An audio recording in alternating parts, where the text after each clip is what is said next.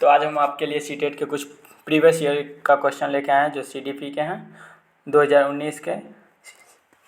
CDP में CTET में अक्सर ही रिवीजन करना ज़रूरी होता है क्योंकि प्रीवियस ईयर क्वेश्चन से ही हमारे क्वेश्चंस ज़्यादा आते हैं। इसलिए चलिए कुछ प्रीवियस ईयर क्वेश्चंस को करते हैं। तो पहला क्वेश्चन हमारे स्क्रीन पे है, निम्नलिखित संरचनाओं में से शिक्षा का अधिकार अधिनियम 2009 किसकी वकालत करता है। तो दोस्तों ये हमारे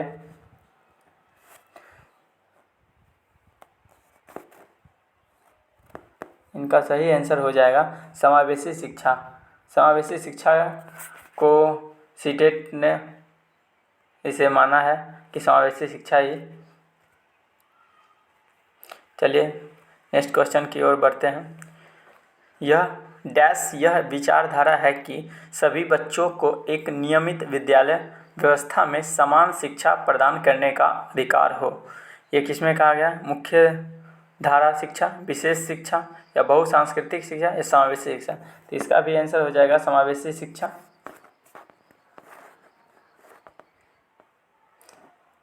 समावेशी शिक्षा में कहा गया है।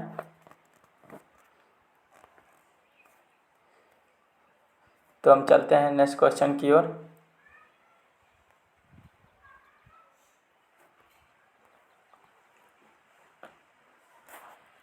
क्वेश्चन नंबर 3, जो इसमें 30 क्वेश्चन का सेट है, हम लोग 30 क्वेश्चन देखेंगे। तो तीसरा क्वेश्चन है, एक शिक्षक को चाहिए कि एक शिक्षक को क्या होना चाहिए? एक शिक्षक वह विशेष सांस्कृतिक समुदाय के बच्चों को बढ़ावा दे, नहीं, वह विद्यार्थियों के बीच सांस्कृतिक विभिन्नताओं तथा विविधताओं की अनदेखी करे, यह संप्रेषण करे कि वह कक्ष में सभी सांस्कृतिक का सम्मान करती है एवं महत्व देती है। तो दोस्तों जैसा कि आप लोग जानते हैं कि सबसे पहले हाथों से लकीरें यही कहती है कि जिंदगी सबसे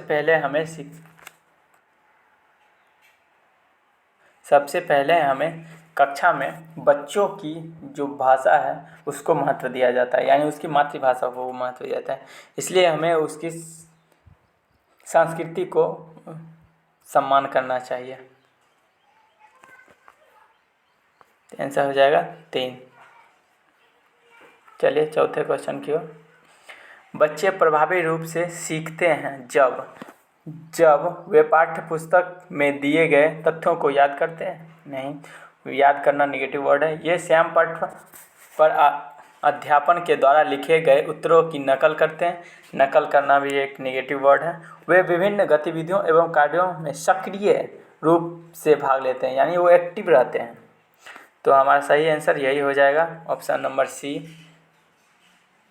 जो आप देख सकते हैं। चलिए नेक्स्ट क्वेश्चन की ओर बढ़ते हैं।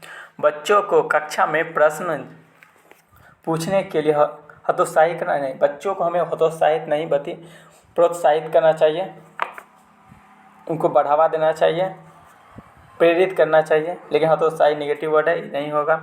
पूछने की अनुमति नहीं देनी चाहिए, ये तो गलत बात है।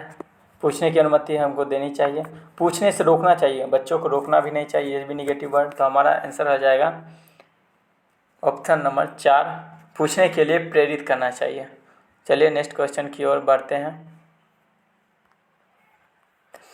क्वेश्चन नंबर 6, निम्नलिखित में से कौन सी एक मुख्य प्रक्रिया नहीं है जिसके द्वारा सार्थक अधिगम घटित होता है, यानी निगेटिव पूछा है हमें।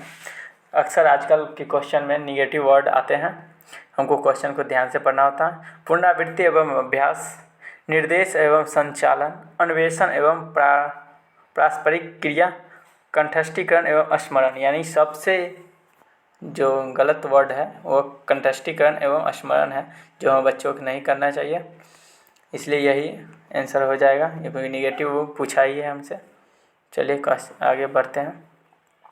क्वेश्चन नंबर 7, निम्नलिखित में से कौन सा स्तंभ क के बच्चों को स्तंभ ख में उनकी प्राथमिक विशेषताओं के सही मिलान को प्रस्तुत करता है? तो चलिए सोचिए आप लोग, इसका आंसर क्या होगा।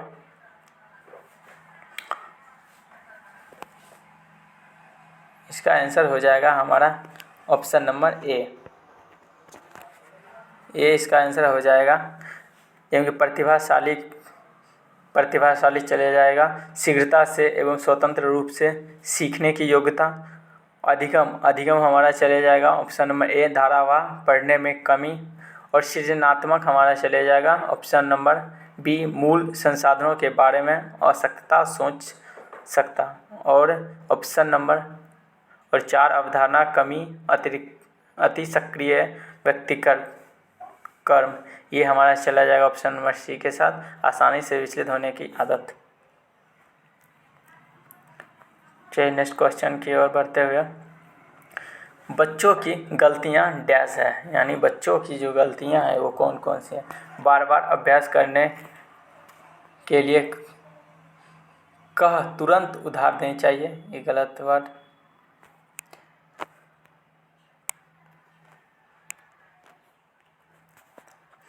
दूसरा, अधिगम का एक भाग है तथा उनके विचारों में एक अंतर्दृष्टि देती है। तीसरा, शिक्षण अधिगम प्रक्रिया में महत्वहीन है, ये भी गलत है। प्रदर्शित करती है कि बच्चे कितने लापरवाह हैं। तो सबसे पहले हमें देखना होता है निगेटिव वर्ड कौन है। निगेटिव को हम लोग आसानी से छांट देंगे, जैसे लापरवाह निगेटिव वर्ड है, महत्वहीन निगेटिव वर्ड है, सुधार, ये सब निगेटिव वर्ड है, इसलिए ऑप्शन नंबर हमारा बी लॉक किया जाएगा। चलिए नेक्स्ट क्वेश्चन की ओर बढ़ते हैं। मूल्यांकन को डैश है। मूल्यांकन या शिक्षा अधिगम प्रक्रिया का एक भाग होना चाहिए। पहला ही ऑप्शन सही लग रहा है। चलिए आगे बढ़ते हैं। केवल नंबरों के संदर्भ में करना चाहिए। केवल जहाँ लगा वो नेगेटिव वर्ड हो जाएगा हमारा। आप लोग जहाँ भी देखेंगे केवल, वो हमारा नेगेटिव वर्ड होता है, इसलिए ये केवल जहाँ दिखे तहाँ काट देना चाहिए। उसके बाद वस्तुनिष्ठ प्रकार के लिखित कार्यों पर आधारित होना चाहिए, ये भी नहीं होगा। एक अलग गतिविधि के रूप में लेना चाहिए, ये भी नहीं होगा। तो हमारा ऑप्शन सही ऑप्शन हमारा ए हो जाएगा। शिक्षण अधिगम प्रक्रिया का एक भाग होना चाहिए। चलिए नेक्स्ट क्वेश्चन की ओर बढ़ते हैं। संरचनात्मक दृष्टिकोण के अनुसार अधिगम डैश है। संरचनात्मक दृष्टिकोण के अनुसार जो हमारा अधिगम कैसा है, तो हमारा अधिगम जो है निष्क्रिय तो होगा ही नहीं, अर्जन नहीं करते हैं, अनुभव के परिणाम के व्यवहार में एक परिवर्तन होने की प्रक्रिया है, ये थोड़ा सही लग रहा है, लेकिन आगे बढ़ते हैं। एक सक्रिय एवं सामाजिक प्रक्रिया। सबसे पहले हम एक्टिव रहना सीखते हैं, उसका सामाजिक जैन सोशल से सीखते हैं। तो हमारा आंसर हो जाएगा सक्रिय एवं सामाजिक प्रक्रिया। चलिए नेक्स्ट क्वेश्चन की ओर बढ़ते हैं। जब शिक्षक को विद्यार्थियों एवं उनकी योग्यताओं के बारे में सकारात्मक विश्वास होता है, तब विद्यार्थी निश्चित हो जाते हैं तथा सीखने के लिए भी तरह का प्रयास करना बंद कर देते हैं। ये तो गलत है। प्रयास करना बंद नहीं करते हैं, जबकि प्रयास करना जारी रखते हैं। तो ये निगेटिव वर्ड है, ये निगेटिव वर्ड है। चलिए दूसरा ऑप्शन पढ़ते हैं। का उत्साह भंग हो जाता है, ये भी निगेटिव वर्ड है। दबाव नहीं डालना है बच्चे के ऊपर किसी प्रकार का, किसी भी रूप में प्रभावित नहीं होते हैं, ये भी निगेटिव है। चलिए चौथा ऑप्शन, सीखने के लिए उत्सुक एवं प्रेरित होते हैं। चलिए हमारा ये आंसर सही है, सीखने के लिए उत्सुक रहते हैं, ऑप्शन नंबर 4 सही है। चलिए आगे बढ़ते हैं। एक शिक्षक बच्चों को प्रभावी रूप से समस्या का समाधान करने में सक्षम बनने के लिए किस तरह से प्रोत्साहित कर सकता है। यानी हमें पूछता है शिक्षक जो है विद्यार्थी को कैसे प्रोत्साहित करेगा ताकि वो अच्छे से अच्छे बन सके, अच्छा सीख सके। तो इसके चलिए ऑप्शन नंबर 1 देखते हैं। पाठ्य पुस्तक से एक ही प्रकार के प्रश्नों के उत्तर के अभ्यास के लिए उन्हें पर्याप्त मात्रा में अवसर प्रदान करना, अवसर सही है लग रहा है। पाठ्य पुस्तक में दी गई सूचनाओं के कंठस्थीकरण पर बल देना, ये नेगेटिव वर्ड है। कंठस्थीकरण जहाँ आ जाएगा दोस्तों समझ जाइएगा ये नेगेटिव वर्ड है, तो इसको हमें नहीं लेना है। कंठस्थीकरण ये नेगेटिव वर्ड है, इसको हमें नहीं लेना है। तो चलिए आगे क्वेश्चन ऑप्शन नंबर पढ़ते हैं। बच्चों को समस्या के बारे में सहजानुभूत अनुमान लगाने एवं बहु विकल्पों को देखने के लिए प्रोत्साहित करना। चौथा क्वेश्चन, पाठ्य पुस्तक के सभी प्रश्नों के व्यवस्थित तरीके से समाधान। ये नहीं होगा, सबको एक साथ कैसे समाधान कर सकते हैं, ये तो बच्चों के ऊपर दबाव डालना हो जाएगा। तो ऑप्शन नंबर हमारा सी जो सही है, सी सही होगा। चलिए आगे बढ़ते हैं क्वेश्चन नंबर 13 की ओर।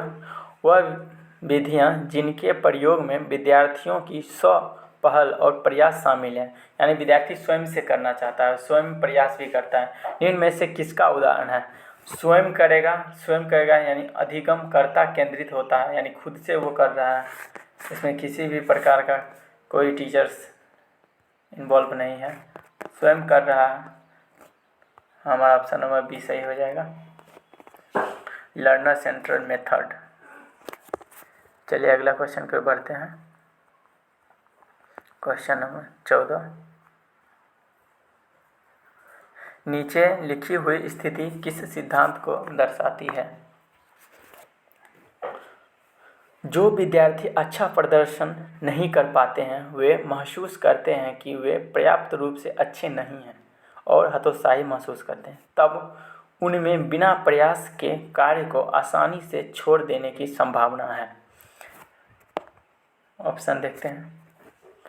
संज्ञान एवं संवेग संबंधित नहीं है, अनुवांशिक एवं पर्यावरण अलग नहीं है, अनुवांशिक एवं पर्यावरण संबंधित नहीं है, संज्ञान एवं संवेग अलग नहीं है, उनका संवेग और उनका संज्ञान जो है वो अलग नहीं है, इसलिए ऑप्शन नंबर डी हो जाएगा। चलिए आगे बढ़ते हैं क्वेश्चन नंबर 15 की ओर। निम्नलिखित में से कौन प्राथमिक सामाजिकरण माध्यम है,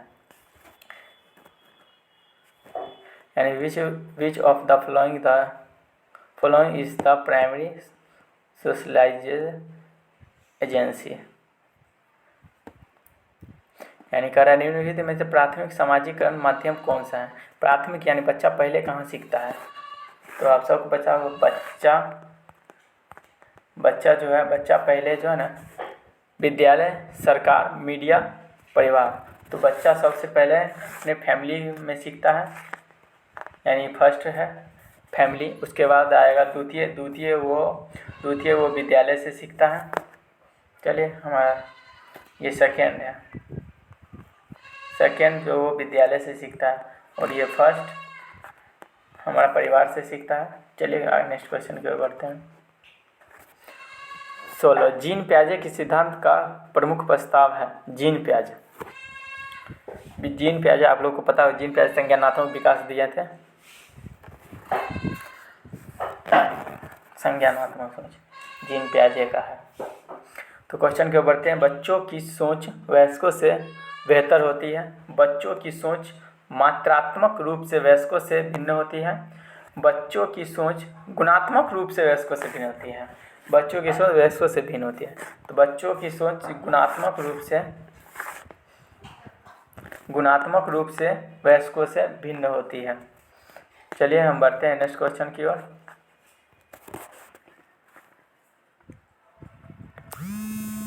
हाथों से लकीरें यही कहती है कि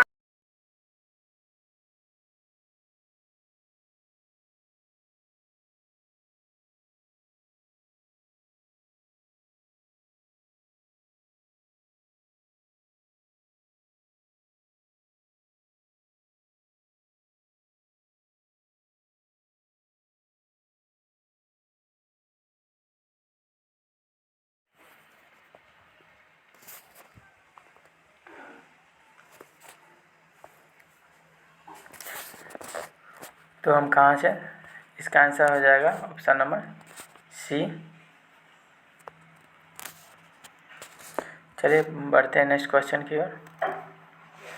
जेंडर क्या है। जेंडर एक मनोवैज्ञानिक सत्ता है, नहीं, एक सामाजिकरण सत्ता है, एक आर्थिक व्यवस्था है, एक जैविक है। तो जेंडर तो हम लोगों ने बनाया है, इसलिए जेंडर जो हो जाएगा एक सामाजिक संरचना है। ठीक है, चलिए नेक्स्ट क्वेश्चन की ओर बढ़ते हैं।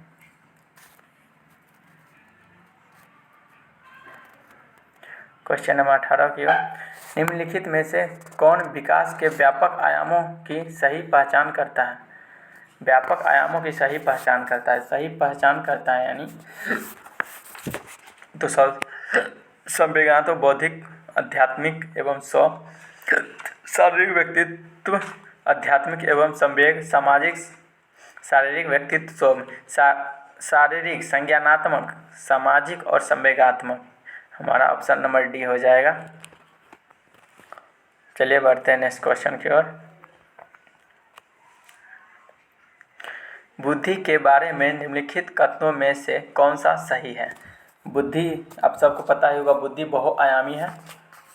बुद्धि जो बहुआयामी है, जहाँ बहुआयामी दिखे वो हम मार दीजिएगा आंसर। तो हमारा ऑप्शन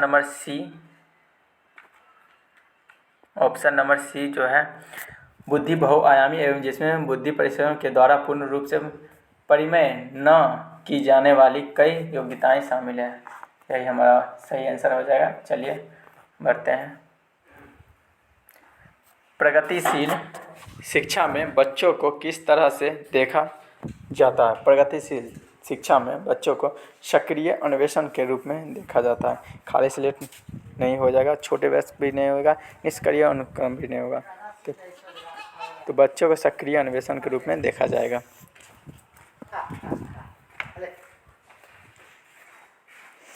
चलिए क्वेश्चन नंबर 21 को जाता है। ले वाइगोस्की के अनुसार अधिगम जो है ना, ले वाइगोस्की नियम आपने पढ़ लिए होंगे। एक व्यक्तित्व गतिविधि है। ले सामाजिक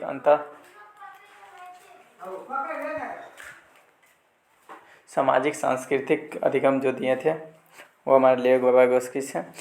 एक व्यक्तित्व गतिविधि, एक निष्क्रिय गतिविधि, एक अनुबंधन गतिविधि, एक सामाजिक, यहाँ आ गया सामाजिक वाला हमारे ले वाइगोस्की से। सामाजिक सांस्कृतिक विधि जो दिए थे सिद्धांत वो हमारे ले वाइगोस्की ने दिए थे। चलिए नेक्स्ट क्वेश्चन की ओर बढ़ते हैं। निम्नलिखित में से कौन सा पूर्व क्रियात्मक अवस्था काल के बच्चों को विशेषित करता है? लक्ष्य, निर्देशित व्यवहार, विलंबित अनुकरण, विचारों की अनुत्कर्मणीयता, वर्तुल्य प्रतिक्रिया। तो हमारा आंसर हो जाएगा ऑप्शन नंबर सी, विचारों की अनुत्कर्मणीयता। चलिए बढ़ते हैं नेक्स्ट क्वेश्चन की ओर। Question number 23। बच्चों और उनके अधिगम के संदर्भ में निम्नलिखित कथनों में से कौन सा सही है? तो पहला ऑप्शन देते हैं, बच्चों को सीखने के लिए हुई प्रेरणा तथा सीखने के लिए उनकी सक्षमता केवल अनुवांशिक के द्वारा पूर्ण रहती है। हमने पहले भी कहा था टैग वर्ड, जहाँ क्वेश्चन आंसर ज़्यादा लंबा हो वहाँ टैग वर्ड का यूज ज़्यादा आप लोग कीजिए। जैसे केवल लगा हुआ है तो केवल हमारा निगेटिव वर्ड हो जाता है। केवल जो हमारा निगेटिव वर्ड हो जाता है तो उसको हम पहले देख लेंगे। फिर से आता है, बच्चों की सामाजिक आर्थिक पृष्ठभूमि उनके प्रेरणा एवं अधिगम सक्षमता को निर्धारित और सीमित करती है। तो सीमित जो है ये भी निगेटिव वर्ड है, सीमित जो है निगेटिव वर्ड है, इसको भी देख लेंगे। उसके बाद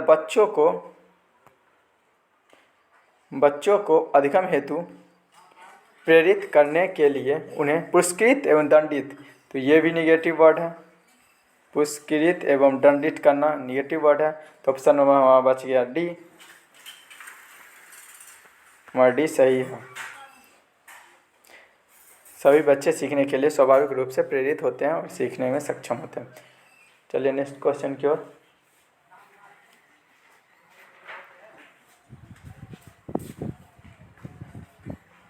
चालक विकास की दर में व्यक्तिगत विभिन्नताएं होती है, फिर भी चालक विकास का क्रम डैश से डैश तक है। अधोगामी, शीर्षगामी, अपरिष्कृत यानी स्थूल चालक विकास, सूक्ष्म चालक विकास। तो हमारा यही आंसर हो जाएगा, स्थूल चालक विकास से सूक्ष्म चालक विकास की ओर। चलिए नेक्स्ट क्वेश्चन की ओर। वह अवधि जो वयस्कता के संक्रमण की पहल करती है उसे क्या कहते हैं? संक्रमण, वयस्क यानी वयस्क में जो आरंभ करते हैं, वयस्क में जब हम एंट्री करते हैं तो कौन सा है? तो हम सबसे पहले किशोर अवस्था से ही वयस्क में एंट्री मारते हैं, तो हमारा आंसर हो जाएगा डी, किशोर अवस्था। चलिए नेक्स्ट क्वेश्चन की ओर बढ़ते हैं। जीन पियाजे के अनुसार बच्चे जो है ना, जीन पियाजे संज्ञानात्मक विकास सबको याद ही होगा, संज्ञानात्मक विकास है। तो जीन पियाजे का हो जाएगा, सबसे पहले हम निगेटिव वर्ड को ढूंढेंगे। निगेटिव वर्ड को ढूंढते हुए परिणात्मक अधिगम की प्रक्रिया का अनुसरण करते हुए दूसरों का अवलोकन करके सीखना, दूसरों का अवलोकन करके जीन पियाजे का नहीं है। चलिए ऑप्शन नंबर बी, उद्दीपन अनुक्रिया संबंधों के सावधानीपूर्ण नियंत्रण के द्वारा एक विशेष तरीके से व्यवहार करने के लिए अनुबंधित किया जा सकता है। तो उद्दीपन अनुक्रिया एसआर थ्योरी किसने दिया था? थॉर्नडाइक ने दिया था, ये भी नहीं हो जाएगा। को पुरस्कार एवं दंड जैसे निगेटिव वर्ड है, ये भी नहीं हो जाएगा। तो चलिए हमारा ऑप्शन नंबर डी हो जाएगा। ज्ञान को सक्रिय रूप से संचित करते हैं, जैसे वे दुनिया में व्यवहार कौशल का प्रयोग करते हैं, तथा अन्वेषण पॉजिटिव वर्ड है, अन्वेषण यानी खोज। चलिए हमारे नेक्स्ट क्वेश्चन 27 की ओर चलते हैं। मौखिक संवाद जो बच्चे अपने आप से करते हैं उन्हें लेव वाइगोस्की क्या कहते हैं? मौखिक संवाद अपने आप से करते हैं, लेव वाइगोस्की उन्हें व्यक्तिगत वार्ता, भ्रांता वार्ता, समस्यात्मक वार्ता, अहम केंद्रित। इससे हो जाए व्यक्तिगत वार्ता। चलिए नेक्स्ट क्वेश्चन की ओर बढ़ते हैं। हमारा क्वेश्चन नंबर 28, अब 2 ही क्वेश्चन बचे हैं। खिलौने, पहनावे की वस्तुएं, घरेलू सामग्री, व्यवसाय एवं रंगों को विशिष्ट लिंग के साथ संबंधित करना क्या प्रदर्शित करता है? जेंडर रूढ़िवादिता, जेंडर सिद्धांत, जेंडर प्रासंगिकता, विकसित जेंडर पहचान। तो इसका आंसर हो जाएगा जेंडर रूढ़िवादिता, ऑप्शन नंबर ए। चलिए नेक्स्ट क्वेश्चन की ओर। एक प्रारंभिक कक्षा कक्ष में एक बच्ची अपने साथ जो अनुभव लाती है, अनुभव जो लाएगी उसका हमको सम्मान करना है, उनकी अपेक्षा करनी चाहिए, उन पर ध्यान नहीं देना चाहिए, नेगेटिव वर्ड है। उन्हें शामिल कर उनका संचय करना चाहिए, उन्हें अस्वीकार करना चाहिए। हम पहले ही बताए थे, भाषा जो होता है ना, बच्चों की भाषा को सबसे पहले हमें महत्व देना चाहिए। तो वो जो कुछ भी लाए उनका हमें सम्मान करना चाहिए, ऑप्शन नंबर सी हो जाएगा। चलिए लास्ट क्वेश्चन की ओर बढ़ते हैं। हाथों से लकीरें। एक बच्चा तर्क प्रस्तुत करता है कि हिज को दवाई की चोरी नहीं करनी चाहिए। वह दवाई जो उसकी पत्नी की जान बचाने के लिए ज़रूरी है, क्योंकि यदि वह ऐसा करता है तो उसे पकड़ा जाएगा और जेल भेज दिया जाएगा। कोहलबर्ग के अनुसार वह बच्चा नैतिक समझ की किस अवस्था के अंतर्गत आता है? तो कोहलबर्ग ने 3 अवस्थाएं दिए थे, pre conventional level, conventional level और पोस्ट कन्वेंशनल लेवल। तो ये हमारा हो जाएगा ऑप्शन नंबर बी, दंड एवं आज्ञाकारण अभिविन्यास। ये आता है हमारा प्री कन्वेंशनल लेवल, 4 साल से 10 साल के बीच। Thank you so much. अगर वीडियो अच्छा लगा तो चैनल को लाइक और सब्सक्राइब जरूर करें। Thank you.